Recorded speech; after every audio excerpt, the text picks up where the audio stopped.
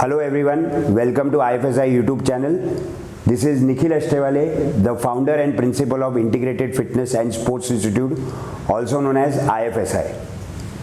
My today's topic is about what is the role of BCAA and glutamine and what is the best time to take it.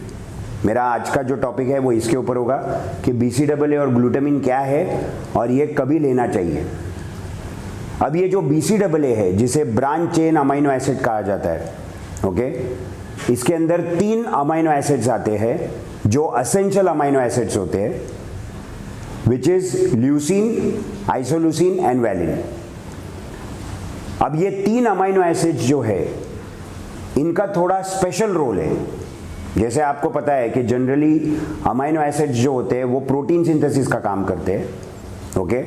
Definitely ये भी protein synthesis का काम करेंगे, लेकिन इनका थोड़ा unique role है, इनका थोड़ा स्पेसिफिक रोल है, ओके।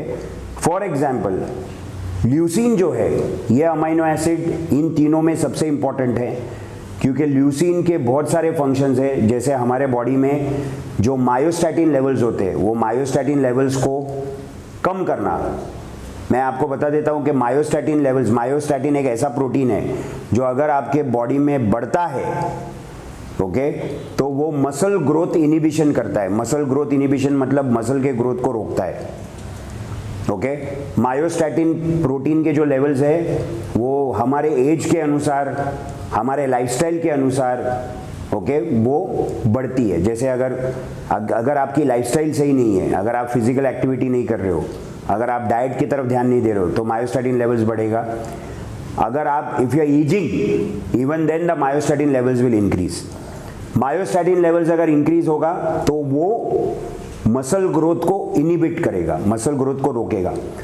मायोस्टैटिन के लेवल्स को कम करने के लिए कुछ चीजें होती है, जिसमें से एक है leucine, okay. So leucine is very important to retain muscle mass, correct. उसके अलावा जो आइसोल्यूसिन है, यह आइसोल्यूसिन बहुत सारे इंपॉर्टेंट फंक्शंस करता है, जिसमें हीमोग्लोबिन प्रोडक्शन में वो मदद करेगा, या it will also help in recovery from strenuous activity. This is what it does, correct. And then you have the valine. Now valine is an amino acid, it is an essential amino acid which is absolutely important in maintaining nitrogen balance, okay. So definitely if the nitrogen balance is maintained, it will help you in growing better amount of muscle, good amount of muscle, okay. तो ये सारी चीजें ये important है, और ये तीनों में से जो ल्यूसीन है वो सबसे ज्यादा इंपॉर्टेंट होता है, और इसीलिए आपको BCAA में ल्यूसीन कंटेंट हमेशा ज्यादा नजर आता है। जो आपको नजर आता है BCAA में 2:1:1 और 3:1:1, तो ये जो ज्यादा प्रोपोर्शन में होता है वो हमेशा ल्यूसीन होता है, ओके। BCAA जो है वो आप पोस्ट वर्कआउट ले सकते हो, मतलब वर्कआउट के बाद आप ले सकते हो, क्योंकि डेफिनेटली उसका जो काम है वो एनर्जी देना है, उसका काम है फास्ट रिकवरी करना, okay. And it also works anti-catabolic, okay. So it works like anti-catabolic, so you can take BCAA post workout, okay, जो favorable है। You can also take BCAA during the first meal, आपका जो first meal है वहां पर आप इसे ले सकते हो, ओके। स्पेशली मैं ये हमेशा रिकमेंड करूंगा ऐसे लोगों के लिए जो वेरी लो कार्ब डाइट पर होते हैं, जो बहुत ही लो कार्ब डाइट पर होते हैं, उनको मैं रिकमेंड करूंगा कि फर्स्ट मील में वो इसे ले सकते हैं, ओके। और आप BCAA को ड्यूरिंग वर्कआउट भी ले सकते हो, इंट्रा वर्कआउट जो कहा जाता है वो भी आप ले सकते हो, ओके। बट एक बात याद रखिए, BCAA को आपके बॉडी में काम करने के लिए थोड़ा सा समय लग जाता है। थोड़ा सा समय लगता है मतलब एज पर द रिसर्च उसको आपके ब्लड स्ट्रीम में आने के लिए एक 15 से 20 मिनट लग जाते हैं। तो अगर आप ये सोच रहे हो कि इंट्रा वर्कआउट में लेके वो इमीडिएटली आपको रिजल्ट्स दे रहा है, इमीडिएटली आपको एनर्जी दे रहा है, तो ये आपको मिलने वाला नहीं है। This is not going to happen, okay. So I would always suggest, my suggestion would be that BCAA you take post workout, and if you are on very low carb diet, you should actually, or you can also take BCAA in the first meal, as well as in the post workout. Okay, then you can divide the dose because definitely the dose is also higher dose होगा ऐसे समय में very low carb diet पर. One more amino acid that I am going to talk about is known as the glutamine. Now, as you all know, glutamine is conditionally essential amino acid. Now, when we talk about conditionally essential amino acid, what do you mean by conditionally essential amino acid? दो amino acids आते हैं conditionally essential amino acid में, एक है glutamine और दूसरा है arginine. Okay, so when you talk about glutamine, conditionally essential amino acid is an amino acid which is present in your body in ample amount. Conditionally essential amino acid मतलब ऐसा amino acid जो हमारे body में sufficient amount में present है, but in certain conditions इसके level body में से ड्रॉप होने लगते हैं.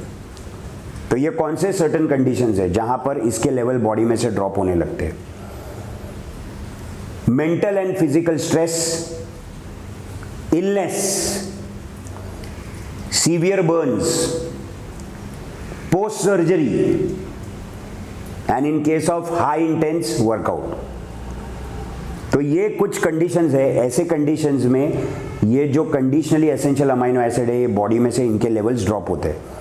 आपने अगर ग्लूटामिन के बारे में अगर जाना तो ग्लूटामिन के जो स्टोर्स होते हैं वो हमारे बॉडी में, हमारे स्केलेटल मसल्स में है, हमारे ब्लड प्लाज्मा में है, ओके, लंग्स में है. So it is in ample amount, but in certain conditions the levels will drop. Okay, और जब इसके लेवल्स ड्रॉप होते हैं so definitely it is going to affect your immunity.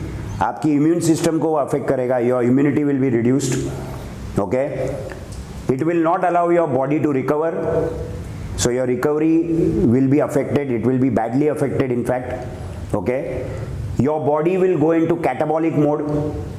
So all these things are there. You should know that glutamine actually serves as a source of energy for the white blood cells.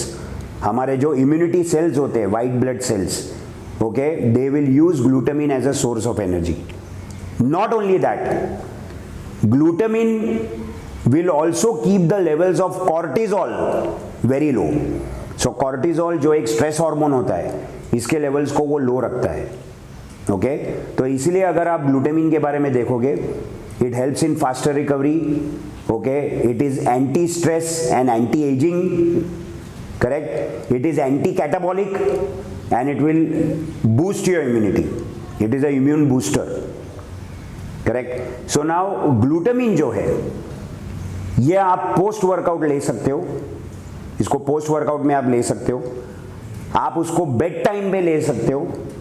Okay, so आप you can take it in the night time also when you are about to sleep, और you can also place glutamine in the first meal. Correct. So first meal में अगर आपको glutamine लेना है, okay, अब ये specially किसके लिए ज़रूरी होगा वापस बता देता हूँ. जो लोग इंटेंस वर्कआउट करते हैं या तो ऐसे लोग जो कंपटीशन की तैयारी करते हैं, ओके, कंपटीशन की प्रिपेयर कर रहे हैं और उनको ऐसा लगता है कि उनके बॉडी की रिकवरी नहीं हो रही है और उनको ग्लूटामिन के डोज को स्प्लिट करना है, तो उन्होंने एक डोज को पोस्ट वर्कआउट ले लिया, एक डोज को उन्होंने अर्ली मॉर्निंग फर्स्ट मील में उन्होंने ले लिया, फर्स्ट मील में ले लिया. तो ये भी आप कर सकते हो. या तो आपको अगर स्प्लिट करना है तो आप ऐसे भी स्प्लिट कर सकते हो कि आपने उसको पोस्ट वर्कआउट ले लिया और एक डोज आपने बेड टाइम पर ले लिया. तो ऐसे भी आप इसको ले सकते हो. Right. So this was my video on telling you the importance of BCAA and glutamine. मेरा और एक वीडियो BCAA के ऊपर बना हुआ है जहां पर मैंने आपको बताया है कि BCAA एंड EAA इसके जो सप्लीमेंट्स होते हैं, ओके, इसमें से क्या बेटर है और किसने क्या यूज करना चाहिए, कहां पर आपको इन्वेस्ट करना चाहिए. सो आप वो वीडियो भी देखिए.